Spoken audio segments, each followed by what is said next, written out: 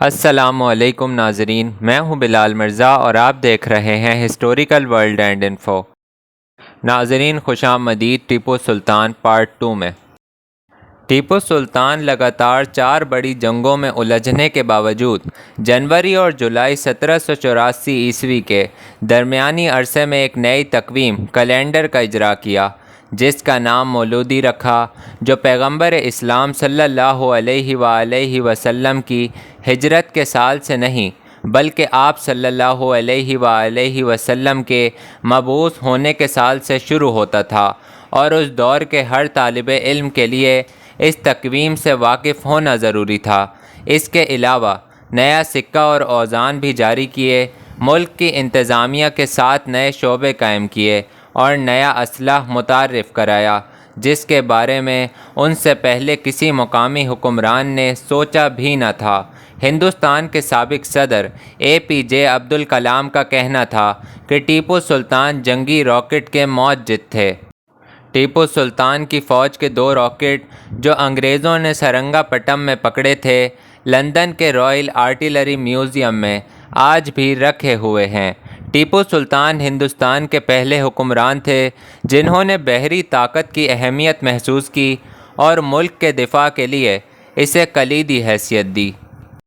1786 میں ٹیپو سلطان نے 20 بحری جنگی جہازوں، جن پر 72 توپیں نصب تھیں، اور 20 فریگیٹ جہازوں پر مشتمل بحری بیڑا تیار کرنے کا منصوبہ شروع کیا تھا۔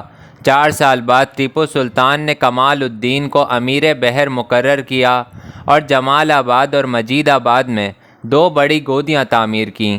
ٹیپو سلطان کی بحریہ میں 11 کمانڈر تھے، جن کے تحت 30 امیر البحر تھے اور ہر ایک کے زیر کمان 2 جنگی جہاز تھے۔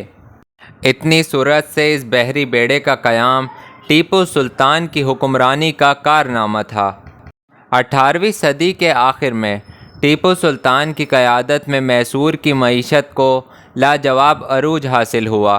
ٹیپو سلطان نے اپنے والد کے ساتھ ملک کی اقتصادی ترقی کا ہمہ گیر پروگرام شروع کیا تھا، جس کے نتیجے میں میسور کی آمدنی اور دولت میں زبردست اضافہ ہوا۔ اسی زمانے میں میسور کی ریشم کی صنعت کا آغاز ہوا۔ اس دور میں میسور میں اجرتیں دنیا بھر میں سب سے زیادہ تھیں اور معیار زندگی برطانیہ اور یورپ کے دوسرے ملکوں سے بہت بہتر تھا۔ دوستوں، ٹیپو سلطان پختہ عقیدے کے مسلمان تھے اور صوم الصلاۃ کے پابند بھی۔ اسی کے ساتھ انہیں احساس تھا کہ وہ ہندو اکثریت والی ریاست کے حکمران ہیں۔ ہندو اکثریت کے مذہب کے احترام میں وہ 156 مندروں کو باقاعدگی سے امداد دیتے تھے اور خاص طور پر سرنگا پٹم کے اہم مندر رنگا ناتھ کو بڑے عطیات دیتے تھے۔ ٹیپو سلطان کے ہندو اکثریت پر ظلم و ستم کی داستانیں نئی نہیں۔ ان کے زمانے ہی میں انگریزوں نے انہیں بدنام کرنے کے لیے یہ داستانیں گھڑ لی تھیں۔ اب جب کہ ہندوستان میں ہندوتوا کے حامی برسر اقتدار ہیں، بھارتیہ جنتا پارٹی کی حکومت کے تحت منظم پیمانے پر ٹیپو سلطان کو ظالم اور ہندوؤں کا قاتل قرار دینے کی مہم شروع ہوئی ہے، اور اس معاملے میں انہی جھوٹی داستانوں کا سہارا لیا جا رہا ہے۔ بلا شبہ برصغیر کی تاریخ میں ٹیپو سلطان کو یہ اعزاز حاصل ہے کہ وہ ہندوستان کے پہلے حکمران تھے جنہوں نے بین الاقوامی تعلقات کی اہمیت محسوس کی اور اس زمانے کے اہم حکمرانوں سے قریبی تعلقات استوار کیے۔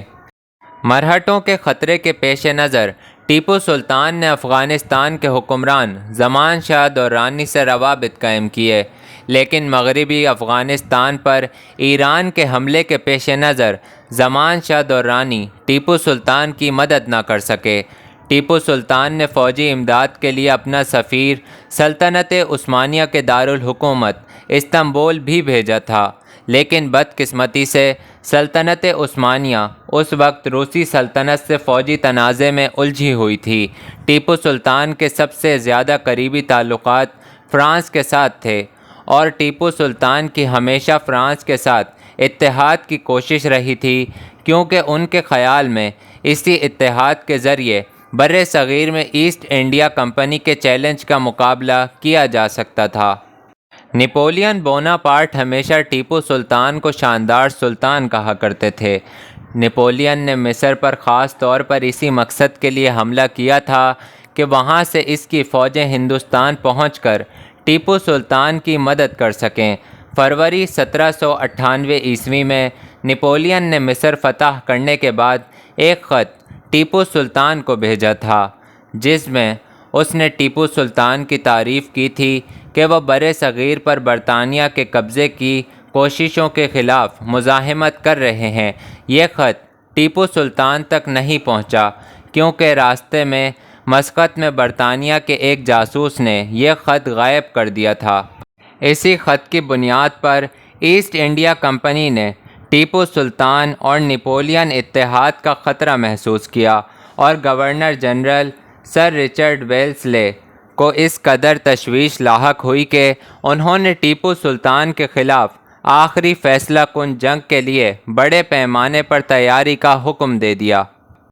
4 مئی 1799 کو سرنگا پٹم کے سقوط کے بعد انگریزی فوج کو شاہی محل سے ٹیپو سلطان کا جو کتب خانہ سرکاری دستاویزات اور کاغذات ملے، ان میں ٹیپو سلطان کا خود نوشت خواب نامہ بھی شامل تھا۔ 198 صفحات پر مشتمل فارسی زبان کا یہ خواب نامہ برٹش لائبریری میں محفوظ ہے۔ عام طور پر لوگوں کو اپنے خواب یاد نہیں رہتے، لیکن یہ ایک غیر معمولی بات ہے کہ ٹیپو سلطان کو اپنے خواب پورے کے پورے یاد رہتے تھے اور صبح سویرے اٹھتے ہی وہ اپنے خواب کی تفصیل لکھ لیتے تھے۔ بتایا جاتا ہے کہ ٹیپو سلطان یہ خواب نامہ اپنی خواب گاہ میں لکھنے پڑھنے کی میز کی ایک خفیہ دراز میں رکھا کرتے تھے۔ ٹیپو سلطان کے بااعتماد منشی حبیب اللہ کے سوا کسی کو اس کا علم نہیں تھا۔ محققین کی رائے ہے کہ ٹیپو سلطان کا یہ خواب نامہ ان کے دور کے حالات، ان کے انداز فکر اور ان کی نفسیات کی پرتوں کو سمجھنے کا موقع فراہم کرتا ہے۔ بہرحال یہ کام تو محققین کا ہے، تاہم برِ صغیر کے اس محب وطن اور عظیم شہید کی زندگی، اس کی منفرد فوجی حکمت عملی، انتظامی، فوجی اور سیاسی اصلاحات کا شاندار ورثہ ہمارے سامنے ہے، جو ہمیشہ فرزندان ملت اسلامیہ کے لیے لائق تقلید بنا رہے گا۔ بقول علامہ اقبال رحمۃ اللہ علیہ، میرے خاک و خون سے تو نے یہ جہاں کیا ہے پیدا، صلہ شہید کیا ہے تب و تاب جاویدانہ۔